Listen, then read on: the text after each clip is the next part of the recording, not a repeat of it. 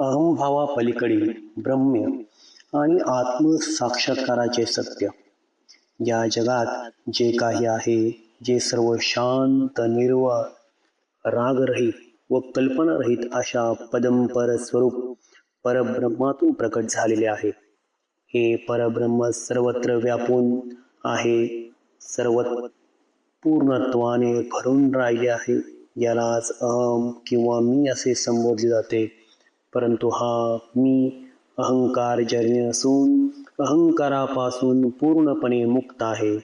अनेक रूपात ते प्रकट होत असले तरी त्याचे स्वरूप एकमेव, शुद्ध आणि सदैव प्रकाशमान असेच आहे. ज्या परम तत्वाला आरंभ नाही, मध्य नाही, अंतही नाही, त्या परब्रह्माला देव, ऋषी किंवा ज्ञानी सुद्धा संपूर्णपणे जाणू शकत नाही. ते स्वतःला प्रकाशित करत असते. अशा स्थितीत जगत कुठे आहे आणि जगाची दृश्यता कुठे आहे असा प्रश्नच उरत नाही. द्वैत आणि अद्वैत यांच्या कल्पना, वाद, शंका व भ्रम हे सर्व अज्ञानातूनच निर्माण झालेले असल्यामुळे त्यांचे खरे महत्त्व उरत नाही. वास्तविक पाहता सर्वांचा आदी असलेला अनामय आणि निर्विकार असे एकमेव परब्रह्मच परिपूर्ण आहे. जेव्हा या परब्रह्माचा साक्षात्कार होतो तेव्हा अज्ञानाच्या दृष्टीत दिसणारा संसाररूपी भास नष्ट होतो. जसे पाण्यात उठलेली लाट पुन्हा पाण्यातच विलीन होते, तसेच ज्ञानोदय झाल्यावर भेदबुद्धी नष्ट होते. व्यवहार चालू असला तरी आतल्या पातळीवरती भेद राहत नाही.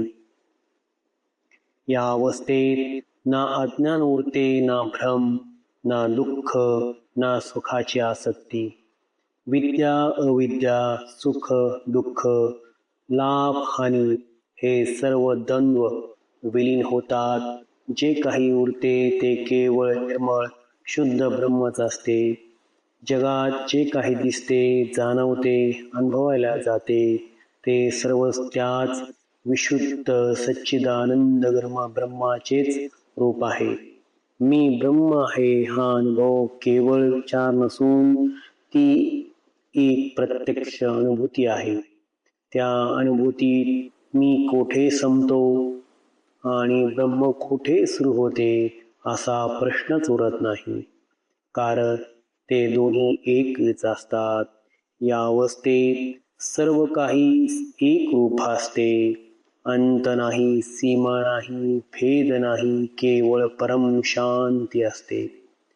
अशा स्थितीत साधक म्हणतो, माझा कोठेही अंत नाही, मी परम शांत आहे. मी सर्व काही आहे आणि मी काहीच नाही. मी केवळ सत्य स्वरूप आहे. मी नाही आणि नसल्याचीही भास नाही. मीच तो परम आश्चर्यरूप निर्वाण स्वरूप परम शांती स्वरूप आत्मा आहे. हा आत्मबोध म्हणजेच जीवनाचा अंतिम उद्देश आहे. हाच मोक्ष आहे. हाच मुक्तीचा अनुभव आहे. बाहेर शोधण्यास काही उरत नाही, कारण जे शोधायचे असते ते स्वतःच असल्याचे उमगते. हेच परब्रह्म तत्वाचे अंतिम अमर सत्य आहे.